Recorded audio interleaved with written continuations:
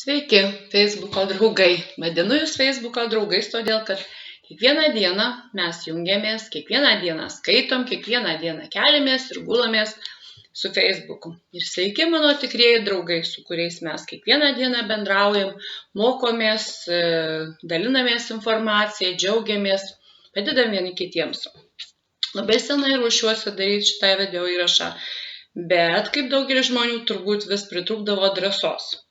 Rašyti lengva, skambinti lengva, Skype'u bendrauti lengva, o atrodo pačiam su savim kalbėtis, kaip ir nėra labai taip lengva. Šiandien sugalvojau, kad turiu peržengti tas ribas, turiu padaryti tai, ko nedrįsau, gal neprisiruošiau.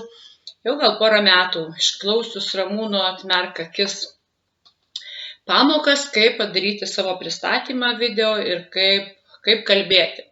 Šiandien gal ir vaizdas, ir garsas bus netoks, kokio tikėjausi, gal sulauksiu kritikos, gal pagirimų, rašykit, drįskit rašyti kritiką, pagirimus, priimsiu viską, todėl kad aš vis dar mokausi, kaip ir mes visi, mes nesam tobuli, mes kažko mokomės, mokindamiesi, rodydami savo pavyzdį kitiems, kitus gal padrąsinam. Mes esam žmonės, kurie gimėm kažko nemokėdami, kažko nežinodami, bet gyvenimas mums tam duotas, kad mes mokintumės. Rašau visokius tekstus, reklamas, skelbimus, kviečiu žmonės domėtis mano mokymais, mano informacija, žiniomis, norintiems gyventi geriau, kokybiškiau, norintiems susikurti veiklas, verslus, savo darbo vietas, kaip rūpinti savo sveikata. Daugelis skaito, o gal daugelis net ir neskaito, nes neturi laiko.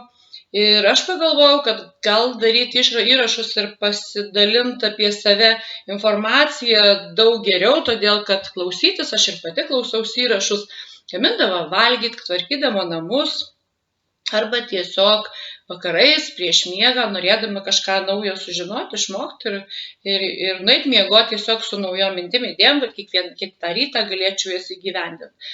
Taigi, šiandien šitas pirmas įrašas gal jisai ir netoks, ir nedrąsus, bet tikiuosi, kad bus jų geresnių. Tiesiog truputėlį noriu apie save, nes ne dėl to, kad pasigirti ir kad aš jums patikčiau ar nepatikčiau, nežinau, kaip spręsit patys, kaip jums pasirodys. Tiesiog noriu padrąsinti žmonės, noriu pasakyti, kad jeigu aš gyvendama kaime, kur 25 namai, kur nėra nei parduotuvės, nei mokyklos, kur žmonės iš tikrųjų gyvena jau likę gal daugiau senjorai, jaunimo mažiau, susikūriau sėdėdama lovoje savo verslą, bendraudama Facebook'e, turėjau traumą ir kuri man neleido pakilti iš lovos, neleido